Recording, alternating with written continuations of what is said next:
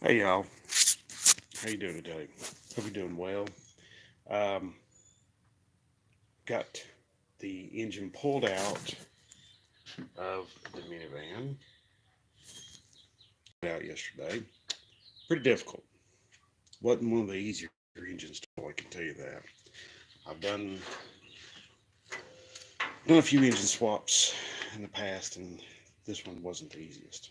But it's out, so now I've got to work on the engine going in, which is this one here. Yeah.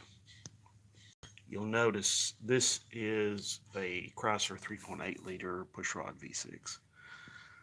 You'll also notice that with this one, you've got stuff like you see the wires cut off, certain connectors and things like that. Yeah, this is characteristic of engines that you'll find at salvage yards because they go through and they have to run through here and they have to see this O2 sensor, how the wires are cut on that hose right here. I mean, that's what you have to, that's what you got to work with lots of times. So anyway, I just wanted to show you what was, bring you up to date on what's going on. I know this is not an exciting project, but it's still a project that warrants some video time, but it also, you can learn something from it.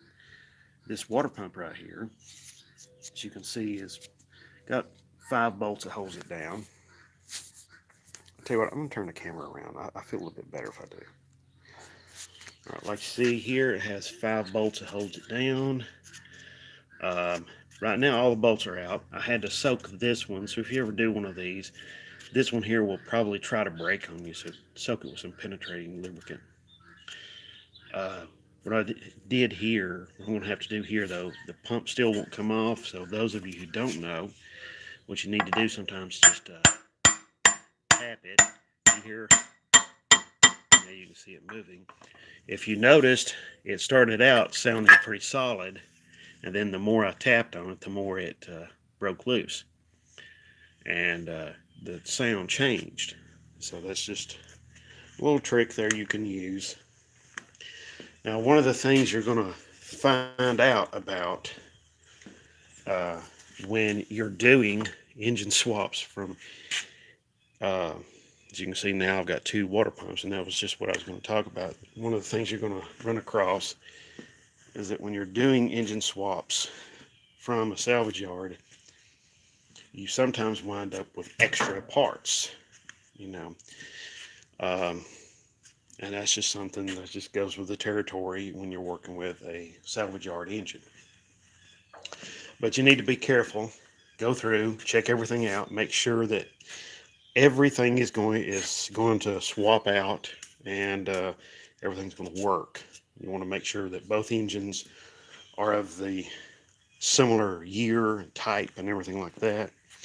But you got to go through and you got to make sure you got to pull stuff off like this O2 sensor that I just showed you, because the wires are cut and it's damaged right there. And you got to do stuff like that.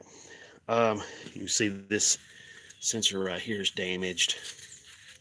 It's trashed, so we got to swap that out. But this whole plumb and throttle body assembly has to come off anyway, because I've already pulled the plenum off the old engine. I'm just going to swap them back out and put that one on there.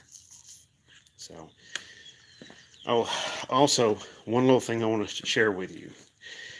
Now, for those of you who don't know, and you may ask questions about, this is the oil pan. You may ask questions about changing your oil. Why do I have to change my oil? Why is it so important?